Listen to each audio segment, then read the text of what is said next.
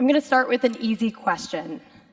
How many of you here, show of hands, have had to spend any time at all thinking about, worrying about childcare? Okay, I'm not a parent, and while I would like to be one day, today I'm outnumbered. And because of this, I'm sure there are countless things that I don't understand because I don't sit in your shoes. But I'm going to ask that you trust me, just for the next few minutes, as I share my perspective on something that I've spent a lot of time thinking about, and that is the very business of childcare. So far, I've spent my entire, although short, career focused on bettering childcare. First, I built a platform enabling families to connect with local babysitters. But after some time, I saw that there was a much larger problem in actual brick and mortar childcare programs, the programs that serve the majority of our children ages birth to 5. And that is that they are chronically understaffed. So now I work day in and day out to staff these programs, and I'm doing this by introducing the gig economy work model to this industry for the first time ever. Through this work, I've identified that a piece of the problem with childcare is rooted in the way that it has operated historically and continues to operate today, specifically when it comes to a very important stakeholder, the worker. See, the thing about childcare is that it is absolutely crucial to a functional society, right? This is an age-old truth and will continue to be true for generations to come. But the problem in our society is that we've dug ourselves into this hole thinking that it can only operate in one way. Childcare programs are in dire need of staff to stay operational. But now, in 2025, when 36%, over 1/3 of the US workforce participates in the gig economy, we found ourselves at a crossroads. It's a harsh reality. Childcare workers, primarily high school graduates, can work at the exact same hourly rate in far less strenuous but far more flexible environments than childcare classrooms. Whether that's flipping burgers at McDonald's, driving for Uber, shopping for Instant Cart, their options are endless.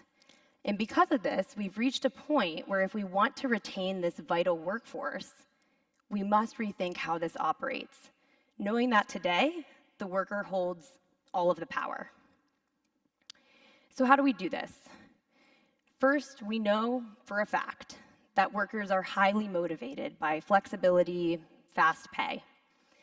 But as it exists today, childcare centers are not equipped with the tools to offer these benefits to workers themselves. So at Tandem, we built an app that enables childcare workers, in this case substitutes, to build their own schedule and get paid quickly, in turn providing an on-demand workforce for childcare centers to access. And as it turns out, we actually can empower providers to give the workforce what they need to stay in the field. Second, we need to challenge the assumption that comes with introducing substitutes to childcare, which is that it creates instability or inconsistency. I may have this fear as a parent too, but let me first tell you what an understaffed childcare center actually looks like. Childcare programs operate on state-mandated ratios. In this example, 1 staff to every 5 infants in Ohio. An understaffed classroom may combine with another classroom to get into ratio. This, though, unfortunately, disrupts the daily environment and routine of the children that classroom serves. This is almost the best-case scenario, though. Oftentimes, parents are turned away day of because a center needs to close its doors completely, leading to a day of lost income to those working parents. This, to no surprise, often falls on the women or the mother. So I'm arguing that to attract and retain this workforce that is so vital to a prosperous, growing economy, we must recognize the downfalls of the current system.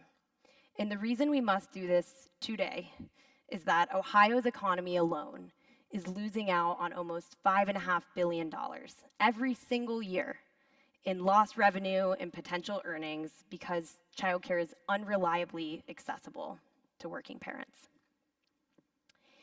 At the end of 2024, we surveyed the almost 3,000 substitutes who worked in childcare centers, keeping them staffed through Tandem that year, asking them questions about the impact that this work option had on their life, asking why they chose to work this way when, again, they had all of these other ways to work in the same pay bracket.